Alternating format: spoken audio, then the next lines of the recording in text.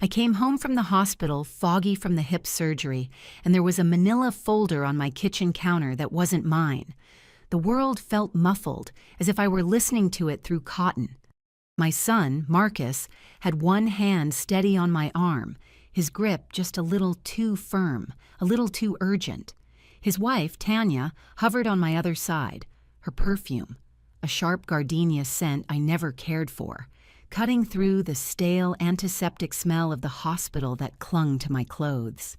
"Easy now, Mama," Marcus said, his voice pitched to the gentle frequency people use for the very old or the very fragile. I was neither, merely sedated. "Let's get you settled in your chair." The house felt strange. It was my house, the one my Wendell and I had bought 48 years ago here in Overtown, but the air inside was different, thinner. The afternoon light slanted through the Florida room just as it always did, illuminating dust motes dancing in the air, but it seemed colder today. On the counter, next to the familiar bottle of my blood pressure medication and the glass of water Tanya had poured, sat the folder. It was pale and ordinary, but it felt like a trespasser. It didn't belong beside the worn wooden bowl where I kept my keys or the stack of mail held down by a conch shell. "What's that?" I asked, my voice raspy. My throat was dry from the anesthesia. Tanya's smile was quick, too quick. "Oh, just some papers from Marcus's office, Mama Hattie. Nothing for you to worry about right now. Just rest." She guided me toward my recliner in the living room, the one with the permanent impression of my body in the cushions. Marcus fluffed a pillow behind my head, his movements efficient and practiced. They were a team, a well-oiled machine of solicitous care. It was a new development.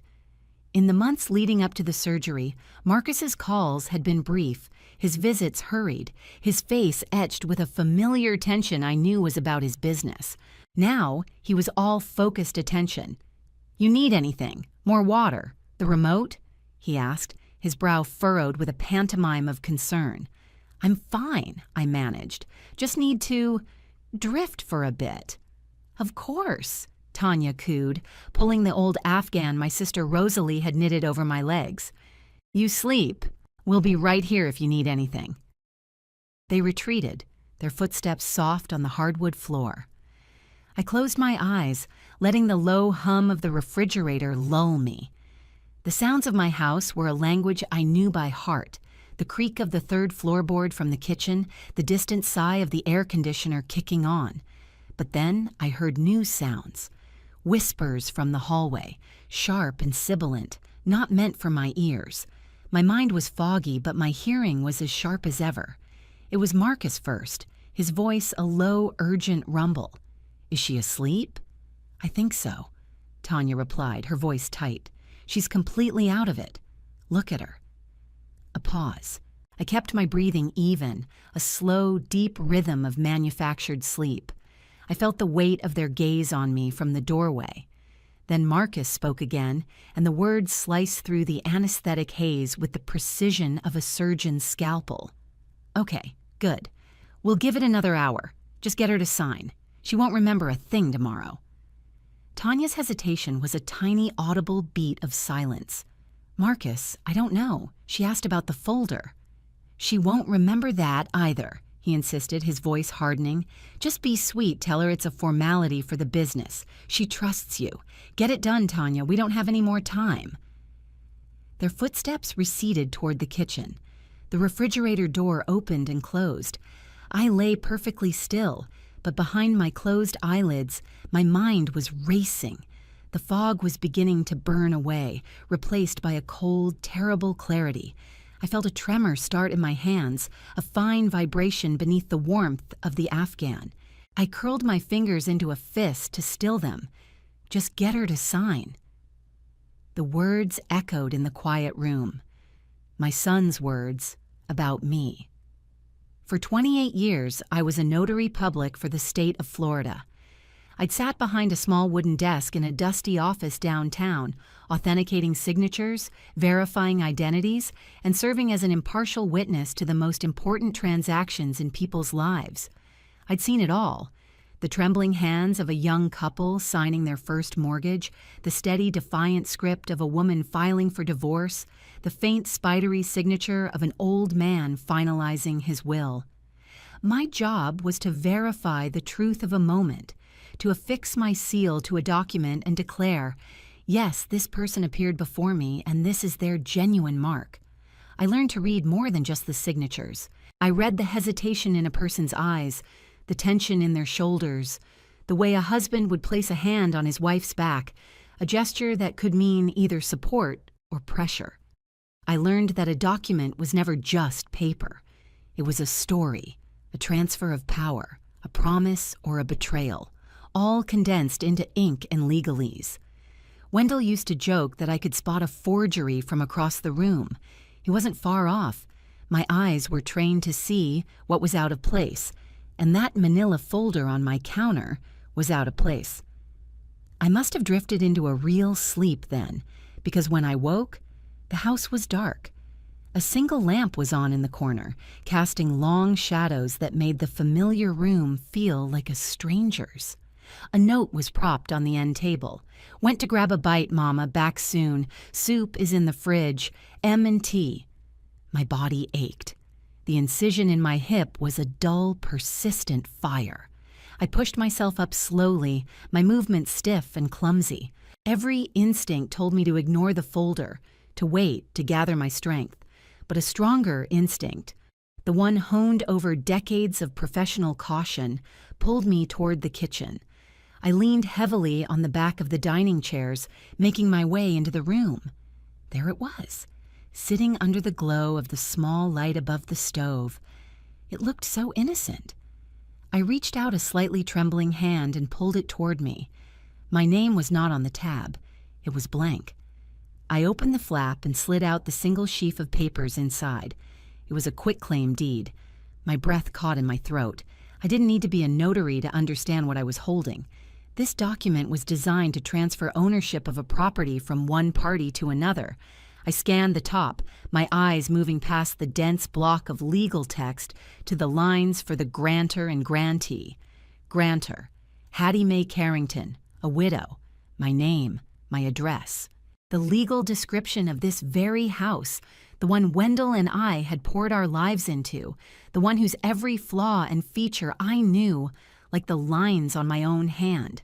Grantee, MTC Holdings, LLC, MTC, Marcus. Tanya Carrington? A cold dread, heavy and numbing, settled in my stomach. It was a new company. The articles of incorporation were dated only 3 weeks ago. I knew because a copy was attached to the back. My son and his wife had created a company to take ownership of my home. I sat down hard at the kitchen table, the cheap paper cool beneath my fingertips. My mind, still sluggish from the medication, worked to piece it together. The business troubles, the sudden suffocating kindness, the whispers in the hall.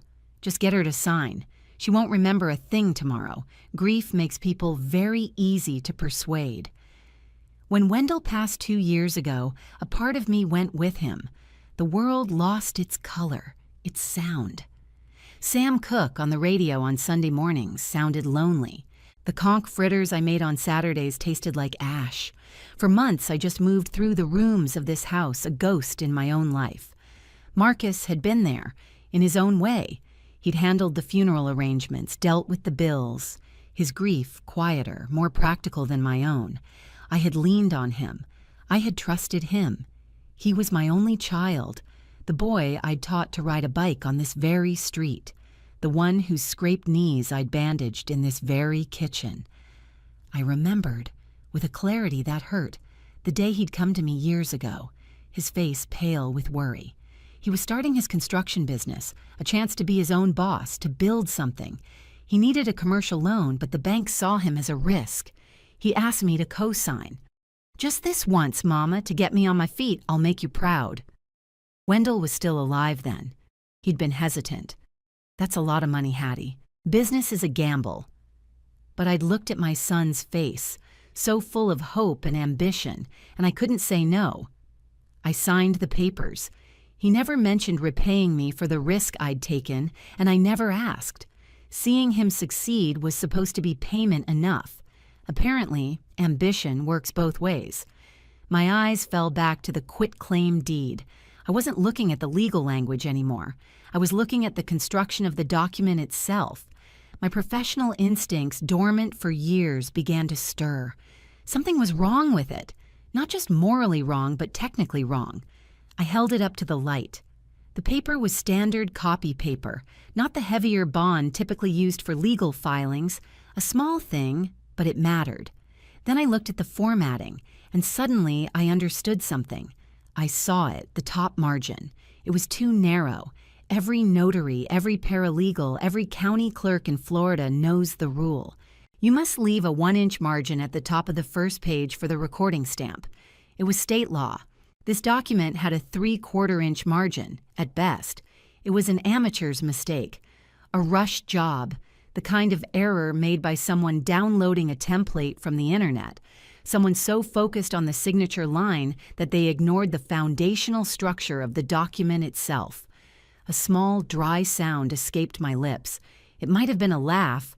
My son, the big shot builder, so meticulous about blueprints and load-bearing walls, had failed to check the basic specifications of his own forgery. I slid the papers back into the folder and pushed it to the exact spot on the counter where I'd found it. I went back to my chair, my hip throbbing in time with the frantic beating of my heart. I pulled the Afghan up to my chin and closed my eyes.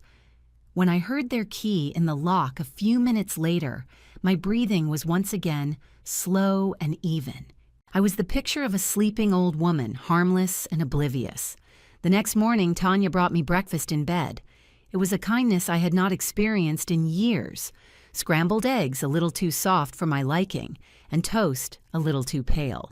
She flitted around the room, opening the curtains to the bright Miami sun, her cheerfulness a loud, clanging noise in the quiet space. "How are you feeling this morning, Mama Hattie?" she asked, setting the tray on my lap.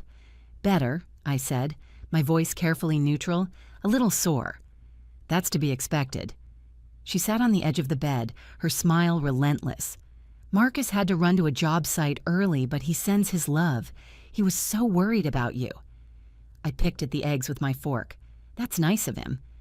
She smoothed the blanket over my legs, her touch light and feathery. "You know, he's been under so much stress lately. This new project, it's a big one. Everything is riding on it." She sighed, a delicate practice sound. "There was just a little bit of paperwork he needed you to look over when you're feeling up to it. Just a formality for the bank. It's on the counter." There it was, the approach, soft, gentle, framed as a favor to her stressed, loving husband.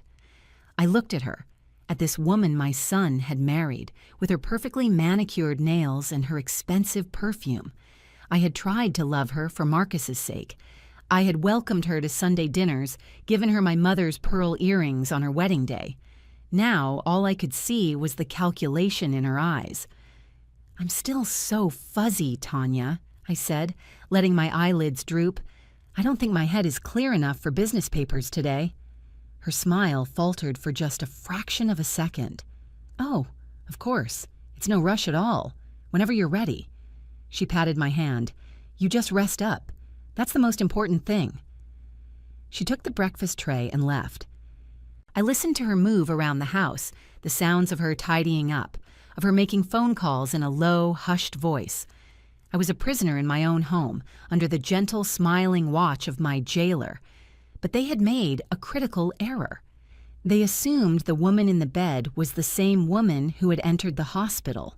She wasn't.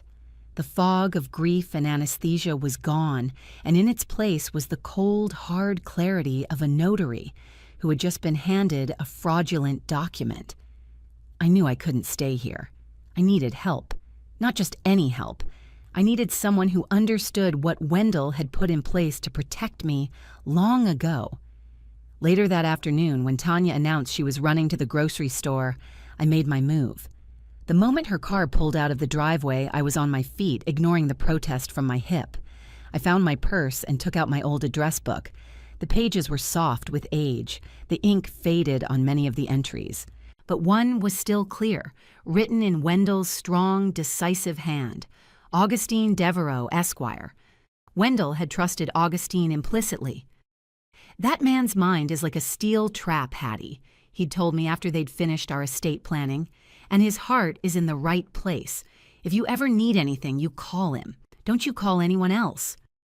Marcus had never met him. He'd used his own hotshot corporate lawyers for his business, men in slick suits who talked fast and charged by the minute. He had no idea who Augustine was or what he and Wendell had constructed. I dialed the number, my finger pressing the buttons with a strange sense of calm. A receptionist answered, her voice professional and crisp. "Devereaux Law. How may I help you?" "I'd like to speak with Mr. Devereaux, please," I said. "My name is Hattie Mae Carrington. I'm the widow of Wendell Carrington." There was a brief pause. "One moment, Mrs. Carrington." I waited, listening to the faint classical music on the hold line. I expected to be put through to a secretary, to be asked to make an appointment for next week. Instead, a deep, resonant voice came on the line. "Mrs. Carrington, Augustine Devereaux. It's been too long. I was so sorry to hear about Wendell's passing. He was a fine man." Tears pricked the back of my eyes, hot and sudden. It was the first time in 2 years someone had spoken of my husband with such simple, profound respect. "Thank you, Mr. Devereaux. He thought the world of you." "The feeling was mutual," he said warmly. "Now what can I do for you? I trust you're well?" The dam of my composure almost broke. I wanted to tell him everything about the surgery, the whispers, the folder on my counter, but I held back. A notary knows you present the facts, not the feelings. "I have a legal question, Mr. Devereaux. It concerns my property, the homestead." "Of course," he said. I could hear the faint rustle of papers on his end, the sound of a professional getting to work. "I have your files right here. Wendell was very specific about the trust he set up for you, an irrevocable homestead trust, rock solid. What seems to be the issue?" I took a deep breath. "My son has presented me with a document, a quitclaim deed. He wants me to sign over the property to a limited liability company he controls." The silence on the other end of the line was heavy and absolute. It lasted for a full 10 seconds.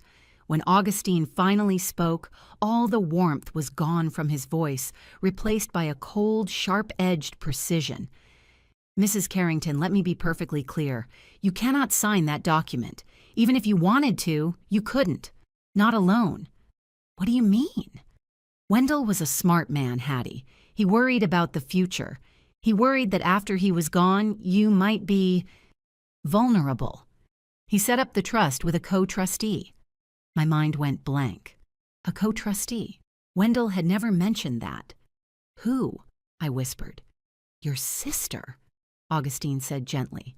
"Rosalie. Wendell appointed her to serve alongside you. Any transaction involving the disposition of the homestead, selling it, transferring it, borrowing against it, requires both of your signatures, unanimously. A quitclaim deed, with only your signature on it, would be null and void. It would be a worthless piece of paper." Worthless. The word hung in the air. The meticulously planned betrayal, the whispers, the pressure, all of it was based on a flawed premise. They didn't know about Rosalie. They had underestimated Wendell, and they had certainly underestimated me. "Mr. Devereaux," I said, my voice stronger now, "I need to see you, as soon as possible." "My calendar is clear, Mrs. Carrington," he replied. "When would you like to come in?" My sister Rosalie arrived the next day.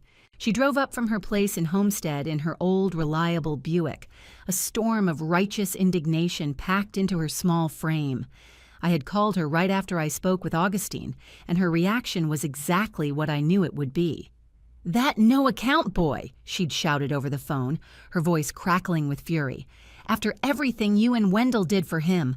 I'm coming up there right now, Hattie. Don't you sign a single thing. Don't you even drink the water they give you." Now, she sat at my kitchen table, her purse clutched in her lap like a weapon. She examined the quitclaim deed I'd placed before her, her lips pressed into a thin, disapproving line. Tanya was out again on another one of her mysterious errands. The house was ours for the moment. "Look at this shoddy thing," Rosalie sniffed, tapping the paper with a long, painted fingernail. "Looks like something he printed off the internet. Wendell would be turning in his grave." "He knew," I said quietly. "He must have known Marcus had a weak spot when it came to money. That's why he put you in place."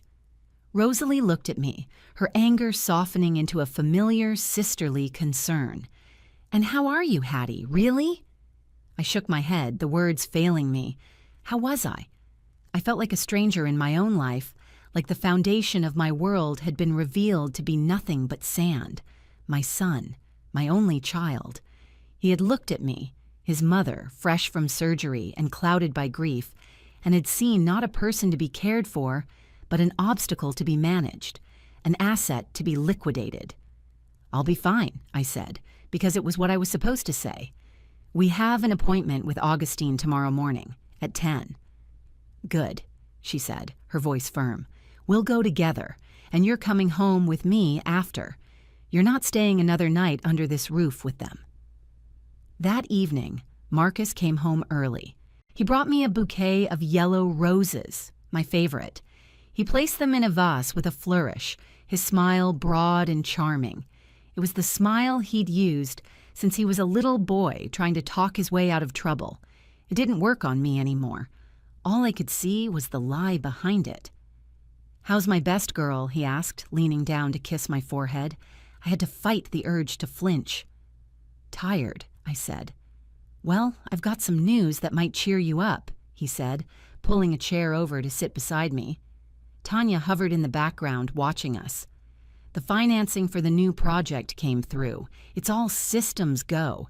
It's going to be huge, Mama. It's going to set us up for life." "That's wonderful, dear," I said. He leaned forward, his voice dropping conspiratorially. "There's just one last piece of the puzzle. Tanya mentioned she showed you that little piece of paperwork. It's just a formality, moving an asset for the bank so they can release the final funds. If you could just sign it for me tonight, we can get it filed first thing in the morning. The closing is in a few days." He was so confident, so sure of my ignorance, of my frailty. He saw me as a relic, a sweet, confused old woman who would do anything for her loving son. He had no idea I had spent my life reading the fine print. I looked from his eager face to Tanya's anxious one, and I made a decision. I would not let them know what I knew. Not yet. The final act of this play would not take place in my living room. It would take place on neutral ground, in a place where the rules were clear and the truth was witnessed. "You know, Marcus," I said, feigning a deep sigh, "my hand is so shaky today, and my eyes are blurry from the medication. I'd hate to make a mess of an important document. Let me get a good night's sleep. I'll feel stronger tomorrow. We can take care of it then." Disappointment flickered across his face, quickly masked by concern. "Of course, Mama, you're right. Tomorrow is fine. No problem at all." But I could feel his impatience radiating off him like heat. The closing was in a few days. My signature was the key, and he was running out of time. The next morning, I was up before them. Rosalie and I had a plan. I dressed slowly, choosing a simple navy blue dress, the one I used to wear to church. I put on the pearl earrings my mother had left me. I needed to feel grounded, solid. When Tanya knocked on my door, I was ready. "Morning, Mama Hattie," she said, her smile firmly in place. "Ready for some breakfast?" "Actually, dear," I said, walking past her into the hall, "I have an appointment this morning." Marcus appeared from the kitchen, a coffee cup in his hand. "An appointment? With who? Dr. Simmons for a follow-up?" "No," I said calmly, "with my lawyer." The effect of those two words was immediate. The air in the hallway grew thick and still. Marcus's smile vanished. Tanya's face went pale. "Your lawyer?" Marcus repeated as if the word were foreign. "What for? Is everything okay?" "Everything is fine," I said, meeting his gaze directly. "It's just some estate business I've neglected since your father passed. An old friend is helping me sort it out." I paused, then added, "Why don't you and Tanya come with me? Since it involves the house, it's probably best you're there. You can bring your paperwork. We can get it all taken care of in one go." It was a trap, and they walked right into it. They couldn't refuse without revealing their hand. The thought that I might have a lawyer of my own, one they didn't know about, clearly hadn't occurred to them. Their arrogance was their undoing. "Sure, Mama," Marcus said, recovering quickly. "Yeah, that's a great idea. We'll follow you. Just give us the address." Rosalie was waiting for me outside in her Buick. I got in the passenger seat and didn't look back at the house as we pulled away. I didn't need to. I knew what it looked like. I had the deed in my purse. Augustine Devereaux's office was in an old, respectable building in Coral Gables. The lobby was cool and quiet, with marble floors that echoed the sound of our footsteps. His office smelled of old books, lemon polish, and quiet competence. He was a tall, distinguished man with silver hair and kind eyes that missed nothing. He stood as Rosalie and I entered, shaking both our hands warmly. "Hattie, Rosalie, thank you for coming," he said, gesturing for us to sit in the heavy leather chairs opposite his large mahogany desk. "Thank you for seeing us, Augustine," Rosalie said, ever the polite one, though her back was ramrod straight. We sat in silence for a few minutes, the only sound the quiet ticking of a grandfather clock in the corner. I placed my purse in my lap, my hands folded over it. I felt strangely calm. I was back in a world I understood, a world of documents, of legal precedent, of quiet, unshakable facts. Then the door opened, and his receptionist showed Marcus and Tanya in. They stopped just inside the room, their expressions a mixture of confusion and apprehension. This was not the kind of law office they were used to. There were no glass walls or modern art. This was old Miami, old money, and an old, unyielding kind of power. "Marcus, Tanya," I said softly, "this is Mr. Augustine Devereaux.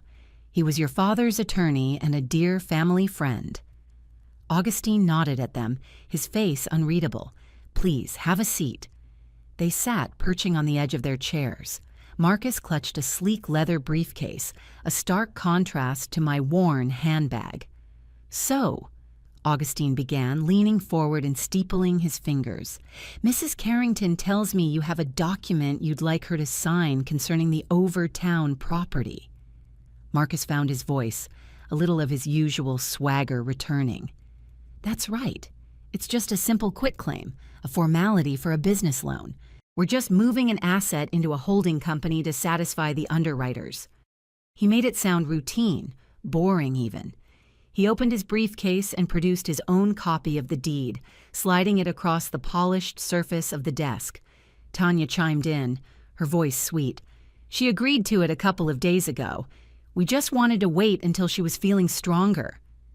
Augustine didn't look at the document. He looked at me. I gave a small, almost imperceptible nod. He picked up the paper, holding it by the edges as if it were contaminated. He glanced at it for no more than 5 seconds before placing it back down on the desk. "There are a number of problems with this document," he said, his voice flat and devoid of emotion. Marcus stiffened. "Problems? It's a standard quitclaim form." "Is it?" Augustine asked quietly. He turned his gaze on my son, a gaze that had no doubt withered far more confident men than him. "Let's start with the most obvious flaw. The formatting is incorrect. Florida Statute 695.26 requires a 1-inch margin at the top of the first page for the clerk's recording stamp. Your margin is 3/4 of an inch. The document would be rejected for recording on its face." I watched Marcus's face, a flicker of surprise, then annoyance. A technicality. He thought it was just a technicality. "Okay," he said, waving a dismissive hand, "so we can print it out again. It's a simple fix." "That is the least of your problems," Augustine continued, his voice dropping even lower. He reached into a drawer in his desk and pulled out a thick bound document. He placed it on the desk with a soft, definitive thud. "This," he said, "is the Wendell and Hattie Mae Carrington Irrevocable Homestead Trust, executed 15 years ago." He let the words hang in the silent room. Marcus stared at the document as if it were a snake. "I've never seen that before," he said, a defensive edge to his voice. "I'm aware of that," Augustine said. "Wendell was a very private man, and a very prudent one. He established this trust to protect your mother and to protect this property, which he considered to be the heart of his family's legacy. The trust stipulates quite clearly that the homestead cannot be sold, transferred, or otherwise encumbered without the unanimous, written consent of both appointed co-trustees." Marcus looked from Augustine to me, his eyes wide with confusion. "Co-trustees? Mama, you're the trustee." I didn't say a word. I simply looked at my sister, Rosalie, who was sitting beside me, her expression as serene and immovable as a mountain. And in that moment, Marcus understood. The blood drained from his face, leaving his skin a sickly, grayish color. He looked at Rosalie, then back at me, the full scope of his miscalculation dawning on him. He hadn't just tried to defraud his frail, grieving mother. He had run headlong into a legal fortress that his father had built brick by brick, years before he was even gone. Tanya, bless her heart, tried to salvage it. "But—" "Hattie agreed," she stammered, looking at me with pleading eyes. "You said you would sign." I finally spoke, my voice quiet but carrying across the desk. "I said I would take care of it today, and I have." I reached into my purse and took out my own copy of their quitclaim deed. I placed it on the desk next to the trust document. "I've spent the better part of my life looking at signatures, Marcus, looking at documents. I know what a legitimate transfer of power looks like. This," I said, tapping the shoddy paper, "is not it." The fight went out of him completely. He slumped in his chair, the expensive suit suddenly looking too big for him. He stared at the two documents on the desk, his flimsy, hopeful forgery, and his father's solid, unbreachable truth. There was nothing more to say. The facts had spoken. Augustine cleared his throat. "I believe this meeting is concluded," he said. He stood up, a clear dismissal. Marcus and Tanya rose like automatons. They didn't look at me as they walked out of the office. The closing on his big project was in a few days. The lien from his subcontractor was still his problem. The house, my house, was safe. I had won. But as I watched my son walk out that door, his shoulders slumped in defeat, it did not feel like a victory. It felt like the deepest loss of my life. I don't live in that house anymore. Rosalie was right. I couldn't stay there. The memories were tainted. Every corner held the ghost of my son's betrayal. I sold it a few months later, with Rosalie's full and proper signature right next to mine on the deed. Augustine handled the sale. I used the money to buy a small, bright condo down in Pinecrest, closer to my sister. It has a screened-in balcony where I can feel the breeze and watch the ibis walk across the lawn. Marcus tried to call, a few times at first. He left halting, rambling messages on my voicemail. Apologies mixed with excuses about the pressure he was under, the money he owed. I never called him back. What was there to say? A signature, once given, cannot be taken back, and a trust, once broken, can never be fully restored. I hear through a cousin that he lost the big project. His company folded. Tanya left him. Apparently, a foundation built on shaky ground is bound to collapse. Sometimes, on Saturday afternoons, Rosalie and I will drive back to Overtown. We'll go to the little place by the market that makes the best conch fritters. We sit at an outdoor table and watch the neighborhood go by. The sounds are the same. The smells are the same. The mango trees still offer their shade to anyone who wants to sit beneath them. I think about signatures a lot, the way they are a map of a person's character. Wendell's was strong and angular, like the man himself. Mine has grown a little shakier with age, but it's still clear, still legible. Marcus's was always a hurried, ambitious scrawl, the signature of a man in a rush to get to the next thing. I learned a hard truth in that quiet, air-conditioned law office, that you can love someone with your whole heart, you can give them everything you have, and it still might not be enough. But I also learned something else. I learned that the quiet strength built over a lifetime of careful observation, of professional integrity, of loving a good man who loved you enough to protect you even after he was gone, is a powerful thing, more powerful than greed, more powerful than deceit. It's a foundation that will not crumble. It is the final, authentic mark you leave upon the world, and it cannot be forged.